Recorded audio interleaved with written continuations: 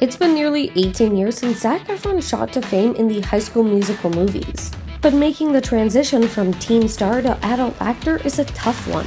Thankfully, Zac had Tom Cruise in his corner when he starred in New Year's Eve. In the 2011 movie New Year's Eve, Zac Efron played a bike messenger who decides to help a woman, played by Michelle Pfeiffer, complete her list of New Year's resolutions. Zac looked like a total natural zipping around New York City on a Vespa, but actually he had a very famous teacher, Tom Cruise. At the time, Zac was 23 and ran into Tom at a party. He said, "Do you ride motorcycles?" And I said, "No." And he said, "Do you want to learn?"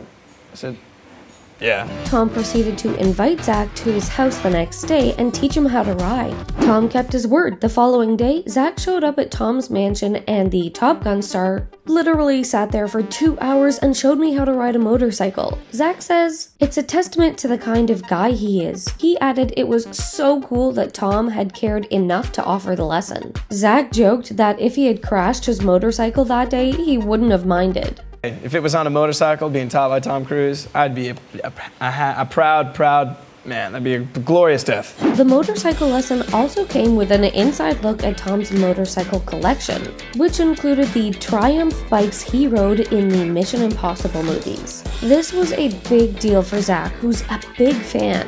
He says he admires Tom's work ethic. He said, "I get the feeling that he works really hard. It didn't come from swagger with him. It came from dedication, hard work." Zac also looks up to Tom for doing his own stunts. In the latest Mission Impossible movie, the legendary actor was said to have done 13,000 motorbike jumps to train for a scene where he rides his bike onto a moving train. As for Zac, he's gone on to ride motorcycles in a number of movies, including 2017's Baywatch. Tom didn't just give Zac tips on riding bikes, he also shared some industry advice. In his early 20s, Zac struggled to make the transition from child star to grown-up actor. After getting into some trouble, he tried getting his life together by going to Alcoholics Anonymous, therapy, and Tom Cruise. Zac says, "I won't talk specifically about those conversations, but I think they were pretty candid and common sense driven." Zac explains that Tom told him to be aware of who he is and what he brings to the table. And even more importantly, how you are perceived.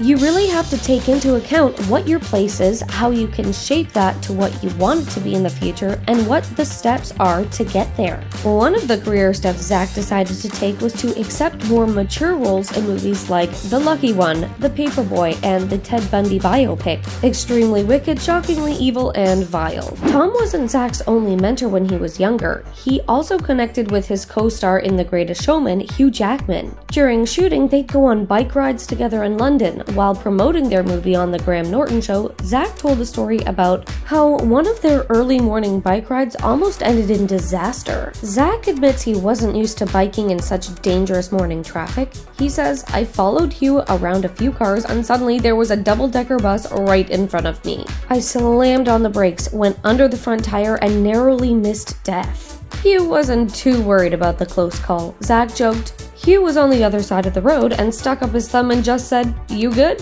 Let's go.'" Zac wasn't as lucky a few years later when he shattered his jaw after slipping in his house and smacking his face on the corner of a granite fountain. Zac was knocked unconscious, and when he came to, his chin bone was hanging off his face. His words. After the accident, some people thought Zac's changing appearance was due to plastic surgery, but in 2021, he explained his new face was a result of the injury. It was just, if that's the direction that it was going, maybe it's time to get plastic surgery, he wouldn't get that. Come on. His masseter muscles had gotten much bigger to overcompensate for the injured parts of his face. Zac added that he hasn't let the media and gossip about his appearance affect his life. "If I valued what other people thought of me to the extent that they may think I do, I definitely wouldn't be able to do this work." He added, "It sucks that I almost died, but we're good." Sounds like Zac has some pretty impressive mentors in the industry. Maybe someday he can pay it forward by teaching a younger actor what he's learned.